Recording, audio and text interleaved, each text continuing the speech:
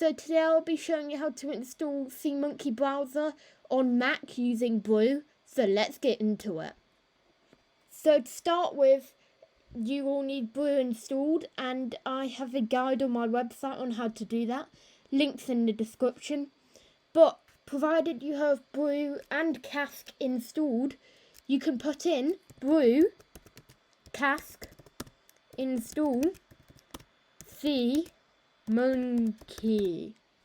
and then you click enter, and this should install. I'll be back once that's done. Now that it's done, I will go to Spotlight search, and I will search for SeaMonkey. So I'll click enter. So it says that the developer could not be verified. Now this is an error if basically you haven't got your app signed by Apple. So you can easily bypass this by just clicking cancel. Then go into settings. And then clicking security and privacy. Going on general. And clicking open anyway. It will then say, are you sure? I'll click open.